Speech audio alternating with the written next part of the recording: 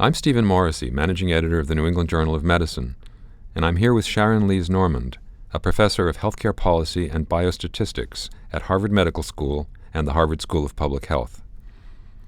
Professor Normand has co-authored a perspective article about post-marketing surveillance of medical devices. Professor Normand, although the U.S. laws governing medical devices have been updated over time, there's been a fair amount of criticism suggesting that they're still inadequate to protect the public health. What kinds of serious device safety problems have been identified in recent years, and how big a public health issue is this? Depending on how you measure what is big, you could come up with different answers. What comes to mind are a few devices recently that there have been problems, not just in the U.S. but worldwide. Metal-on-metal hip implants, for example, has been one type of device that is widely implanted in many individuals.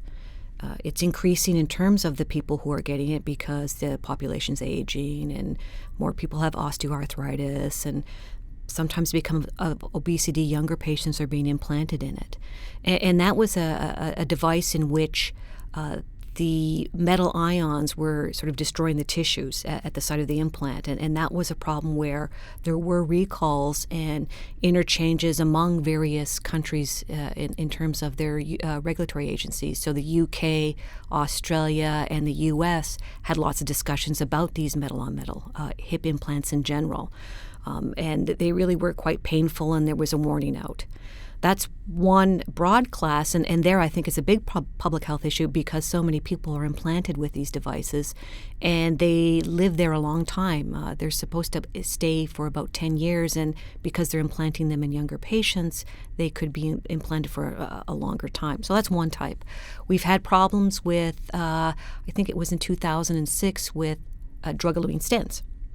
And although not a recall, there was an issue regarding stent thrombosis, a very serious event that could happen to patients who were implanted with these stents that had drugs on them.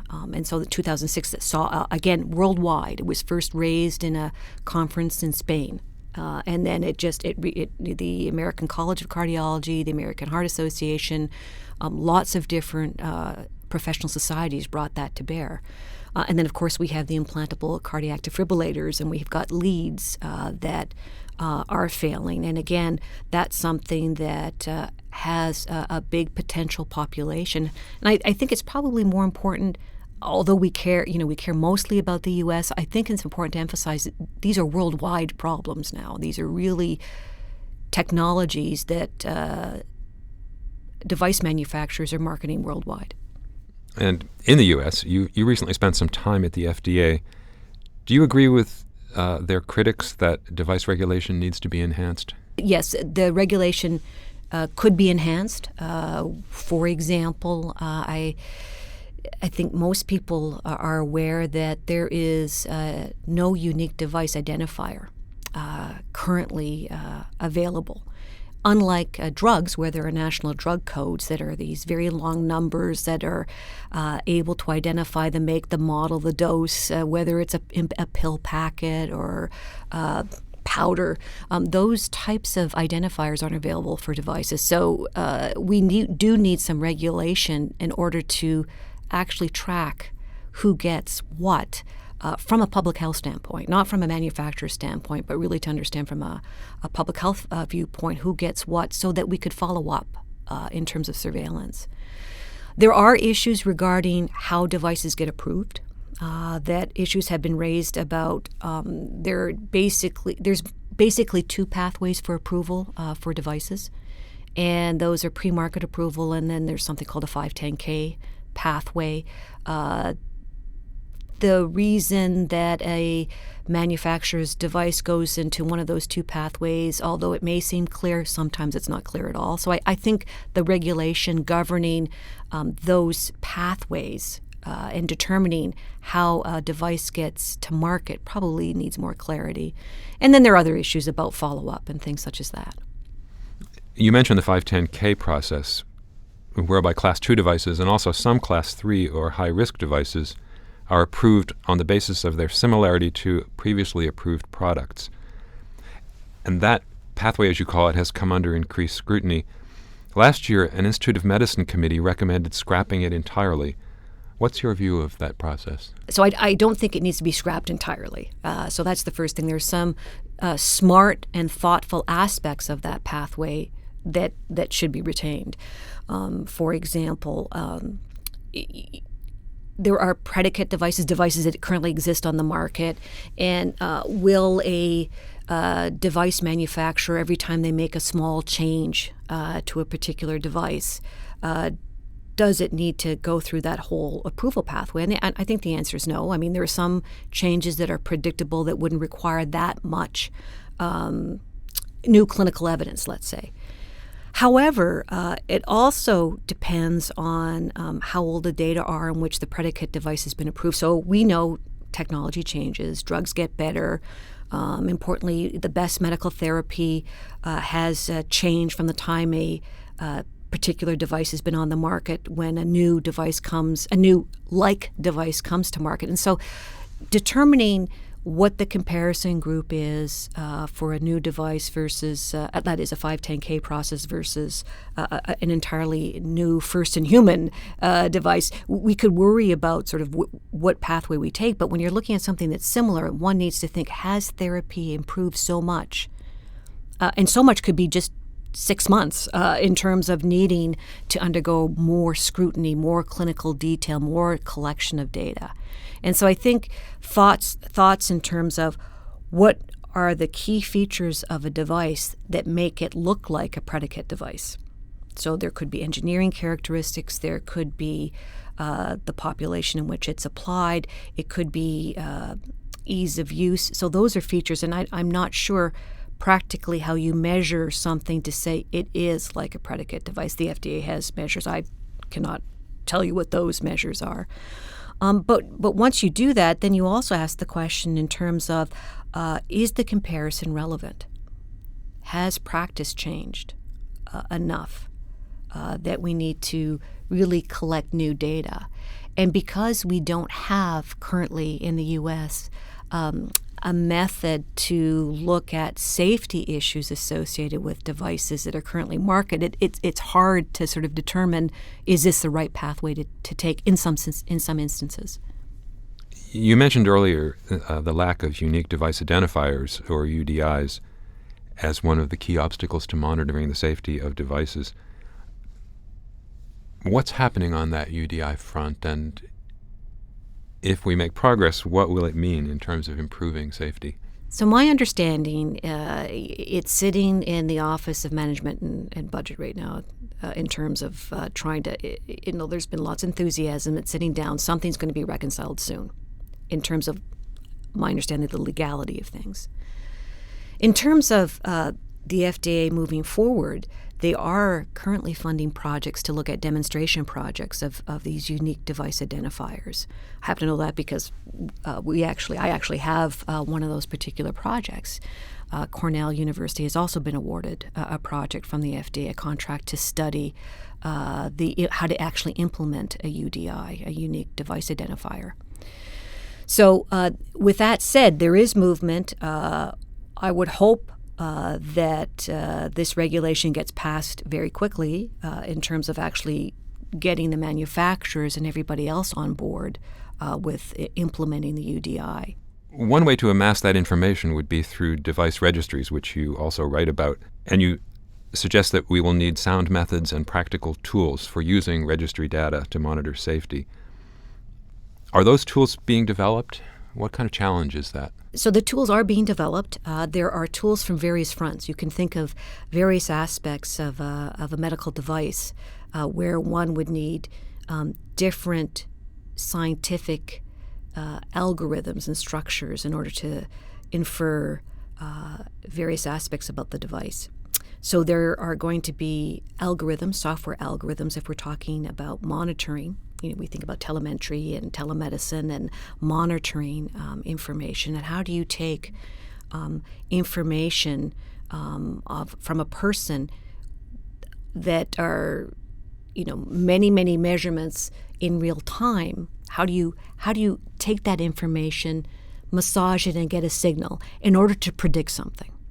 So you could think of, you can even think of smart implants. So there are orthopedic devices that will have a smart implant that actually measures the weight, the bearing weight of the knee in the implant, whether or not you're developing any problems if it was metal on metal, measuring the tissue. So there's smart implants that transmits that information, and then will actually wants to predict something to say you better get to your doctor sooner than later. How do you take those pieces of information that are transmitted in a way that you can identify a signal? And that's high-dimensional data. You've got lots and lots of data, irregularly spaced. It's not like a clinical trial where we can plan the measurements and ensure that we get the measurements over the time period we really want to get them. So there are issues related to data collection. There are methods that are going to be needed to actually infer causality. Again, not a randomized trial. How do we know whether or not a certain feature of a medical device is actually causing a problem? Let's talk about drug-eluting stents. Do drug-eluting stents cause stent thrombosis? How do you get the information in order to measure that? Again, this is not a clinical trial, is not going to determine this because there's stent thrombosis, thankfully, is very rare, and you'd need lots and lots of people. So you do need tools, statistical tools, to deal with very high-dimensional, irregularly spaced data. You need statistical tools to combine information across multiple registries. So if there are registries that aren't some healthcare plans might have some registries on their on particular types of devices. From a higher perspective, some countries have devices. How do we combine all that information in order to learn something about the safety and effectiveness of a device, given that if a particular device is implanted in one patient in one country who was implanted for the same reason, maybe they had osteoarthritis, maybe they're a female, maybe they have diabetes. How do we learn if really we shouldn't be implanting that type of device? And so methods that actually combine data from different sources of information, different sources being countries, different sources being different manufacturers of a similar device, and then really inferring that cause and effect. So those are the statistical problems. People are working on it, and that's something that I think will need far more development, and especially if we get a unique device identifier, how do we actually logistically combine all this information? You describe lots of needs. What do you think is the most important step the FDA should take now? Well, you probably heard from my earlier comments. I think the unique device identifier, that needs to happen yesterday. So that's how I would answer that particular question. I think there are other things that they could do. The FDA has a phenomenal set of expertise that exists at their hand. They have terrific engineers, they have terrific epidemiologists, they have terrific statisticians, they've got terrific clinicians, and they have a system in where it's a really team-based approach to dealing with any particular problem. And as a consequence, they have lots of different systems that they monitor post-market surveillance. And I'm going to talk about the devices side. I am not that familiar with the drug side or the biologic side. But from the device side, they have lots of tools. And my sense is I think they need to also coordinate those tools a little more. And so they have a passive reporting system. They shouldn't get rid of that. A passive reporting system does provide information. I think they should keep that. There are problems with passive reporting systems, and the FDA is aware of that, and they need to supplement it with other tools, and they are thinking about that. They have another program, I think it's called the MedSun program. I'm not going to remember what that acronym stands for, but basically they have a series of hospitals, I think about 300 or so hospitals across the U.S., where they could rapidly deploy questions and get answers. And now that's in the hospital system. Maybe there's something in the outpatient system we could find things about. But again, they've got many tools. I think they need to integrate those more, take a very proactive step to having them more aligned and capitalizing on some of those efficiencies a bit more than they are currently. And how would the device industry, the manufacturers, contribute to this effort? The manufacturers actually have a lot of valuable data. The device so for example, if we think about leads and implantable cardiac defibrillators, or those companies have terrifically detailed information for patients that have been implanted with their devices. And so I think there are issues about intellectual property and ownership and what can be shared and can't be shared.